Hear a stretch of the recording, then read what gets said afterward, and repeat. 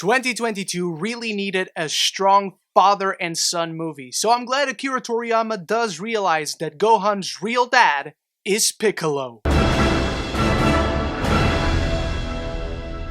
Welcome Dragon Ball fans, thank you so much for clicking on this video. Dragon Ball Super Superhero hits cinemas in the UK next week, and we see the return of the Red Ribbon Army from Goku's past. With two new androids, Gamma 1 and Gamma 2, created to challenge him and his friends. But with Goku and Vegeta off-planet training with Whis and Beerus, it's up to Gohan and Piccolo to protect the world from this new threat. And as a die-hard, lifelong Dragon Ball fan, I was so eager to get to watch this film and talk about it, which leads me to thank Crunchyroll for granting me early access to this so I could provide this review. It was very kind of them. And starting with the review, we must address, first and foremost, the elephant in the room.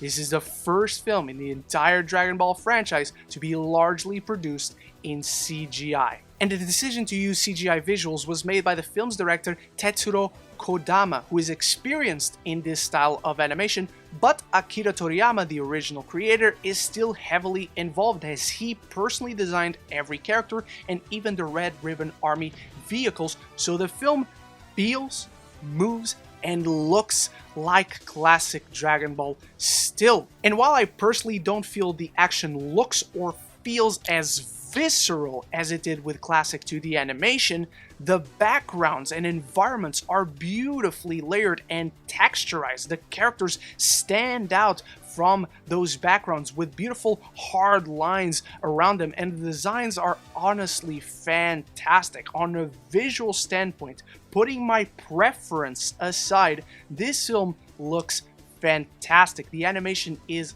absolutely sublime. It moves fluidly and seamlessly and is perhaps the most technically sound animation when it comes to any Dragon Ball property. And because the story is so good, and we'll get to this story in a bit, the action is all the better for it. It feels weighty, it feels significant when these characters start to throw punches because it feels intimate and personal to them. It feels like these characters are specifically the ones who would be emotionally invested in this story, and it only makes visually what the action delivers all the better for it. This is some of the best action brought to life in any Dragon Ball property, maybe only rivaled by Dragon Ball Super Broly and the classic Fusion Reborn and Wrath of the Dragon. The sound design as well is fabulous. In that regard, I think this film can only really be rivaled by Dragon Ball Super Broly, as the sound design is intricate and immersive, and they add some new sounds to the distinct Dragon Ball identity, and even the score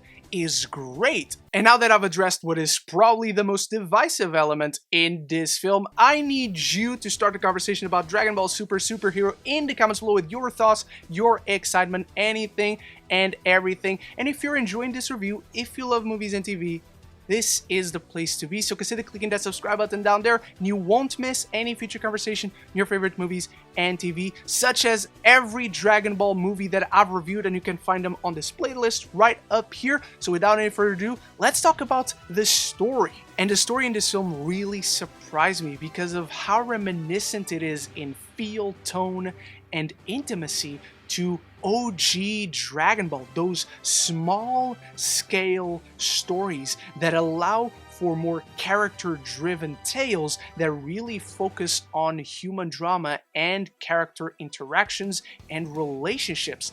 And this is a Gohan and Piccolo film. It's about their relationship first and foremost. There's a lot of focus on the fact that Gohan is a warrior and a scholar, and he needs to balance those two sides of his identity, but also on the fact that Piccolo inspires Gohan so much more than Goku does, and also vice versa, how Piccolo has become so attached to Gohan and even to the rest of his family by extension. Because let me tell you, there's an endearing dynamic with Pan and Piccolo that is so heartwarming, for the soul. I grew up on all the original series, including GT, and I already loved Pan in GT, so you can imagine how bringing her to canon and giving her the spotlight made me feel. I had the stupidest smile on my face. So to me, it was honestly emotional to see a Dragon Ball story go so small in scale, but so intimate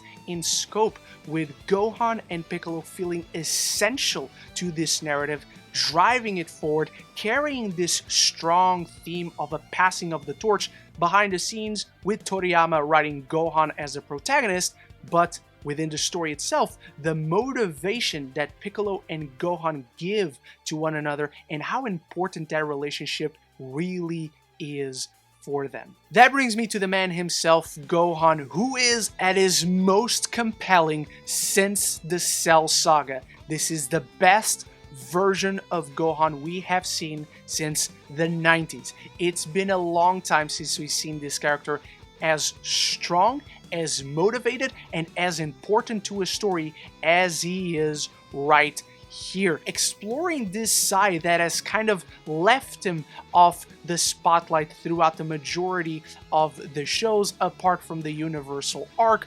It's kind of funny how the film addresses how he has been put to the side and how that has kind of been his choice, leaving Pan to be trained by Piccolo like he was. Gohan has always easily been the most emotionally driven Dragon Ball character, and this film understands how to tap in and explore those emotions of this character and allows him to kick all kinds of ass. And I don't just mean literally. The action is gorgeous and it's awesome to see Gohan kick some ass, but the way this character is handled, the way the film gives him this emotional journey alongside Piccolo, is honestly sensational and some of the best characterization we have seen to any Dragon Ball character in the shows and in any of the movies. And going through this journey together allows Gohan and Piccolo to reach new heights in their relationship and in their powers.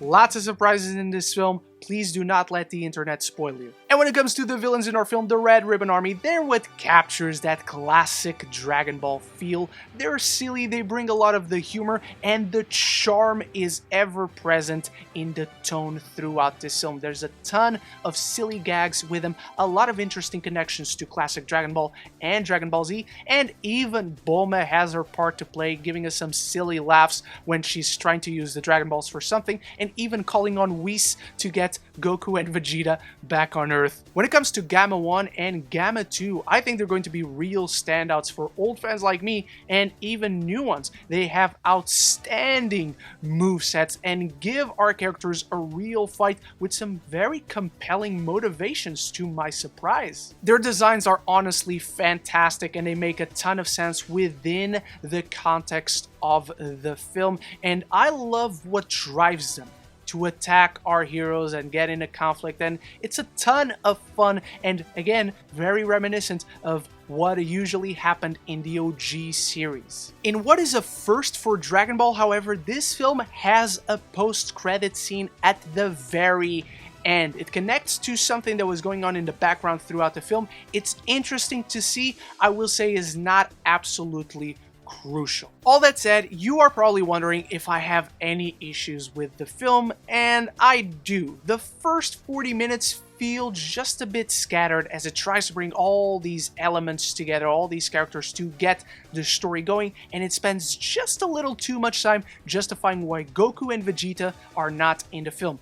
We get it, those are awesome scenes with them, but let's focus on what the film actually is, not on what it is not. And a certain element in the third act may feel gratuitous for some. And I say gratuitous because Dragon Ball and Akira Toriyama are not innocent when it comes to falling for the skin-deep trappings of nostalgia. I eventually overlook it because of how great it is written for our protagonists and the character journeys they go on, but for some, they might have issues with what happens in that final third of the film. But Dragon Ball Super, Superhero is a real treat. The intimate narrative and themes are heartwarmingly reminiscent of OG Dragon Ball, with Gohan at his most compellingly written since the Cell Saga and an endearing Piccolo and Pan dynamic that is the movie's secret weapon. Expect lots of surprises, vibrant animation, gorgeous action, layered characterization, and all-timer Dragon Ball moments. I'm giving Dragon Ball Super Superhero a B+. Those are my thoughts on Dragon Ball Super Superhero, and I've now reviewed every single Dragon Ball movie in existence. If you want to see extended reviews for any of the previous movies, let me know in the comments below, and thank you so much for watching. Once more, big thanks to Crunchyroll, and thank you to my channel members for always supporting the channel, and I'll be back very soon. So until the next one, love each other, and love the movies.